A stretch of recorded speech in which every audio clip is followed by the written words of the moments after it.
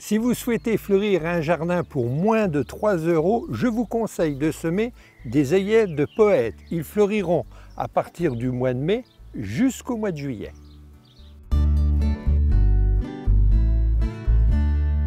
Les œillettes de poète font partie des fleurs bisannuelles, c'est-à-dire que le semis se pratique en juin-juillet et les œillettes de poète fleurissent l'année d'après à partir du mois de mai, juin et juillet. Alors vous allez me dire pourquoi au mois de juin? Eh bien, il suffit d'observer les fleurs qui vont faire des graines bien entendu, et ces graines tomberont sur le sol comme toutes les bisannuelles. Quand on ne sait pas l'époque d'une floraison d'une bisannuelle, il suffit de regarder l'époque de floraison. Alors maintenant, ces œillettes de poète sont des semis assez faciles à réaliser. Alors ces œillettes de poète ont été semées l'an passé parmi les chicorées scaroles, en ligne dans le potager. Quelques graines comme ça étaient disséminées, et ce qui a permis d'avoir cette jolie floraison. Cette année, je pourrais choisir de les semer à côté. C'est quelque chose que je ne ferai pas, car ils ont un petit défaut, les œillets de poète, c'est la rouille. La rouille qui peut attaquer les feuilles. Et si on ne veut pas communiquer cette maladie, il faut les semer dans un autre endroit du potager. Mais cette année, j'ai choisi de les semer dans une terrine. Alors pour semer des œillets de poète en terrine, bien entendu, j'ai besoin d'une terrine, un bac non percé. À l'intérieur de ce bac, j'y mets des copeaux, c'est pour drainer tout simplement. Ça pourrait être des gravillons, des billes d'argile, j'ai des copeaux sous la main. Je les répartis bien au fond de ma terrine.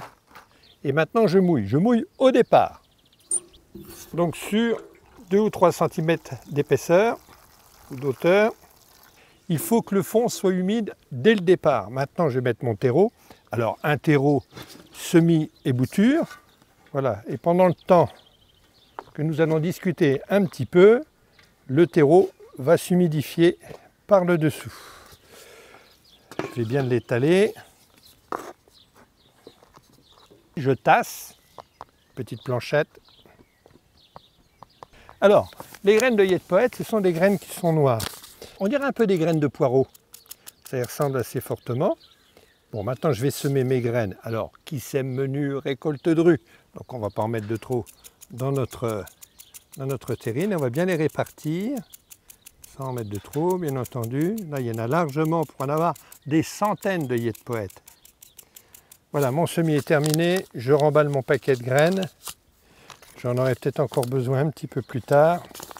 Alors maintenant, je vais faire quelque chose de très important. Je vais tamiser de la terre sur mes graines. Toujours mon terreau semis. Et c'est parti. Et c'est terminé. Je tasse une nouvelle fois. Tac et tac et tac et tac et tac et tac. Et j'arrose à la pomme par-dessus.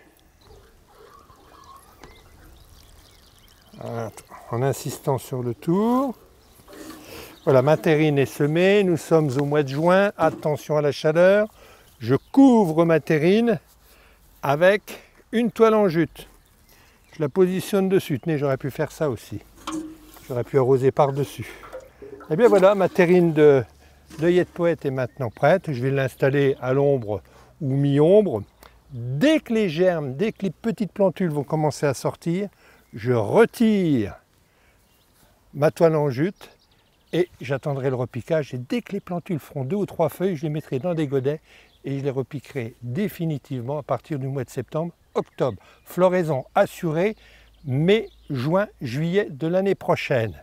Les œillets de poète sont très intéressants lorsque vous les observez. Observez dans les fleurs. Et sur les fleurs, vous allez trouver un petit coléoptère longiforme de la famille des capricornes. Il s'agit du lepture fauve.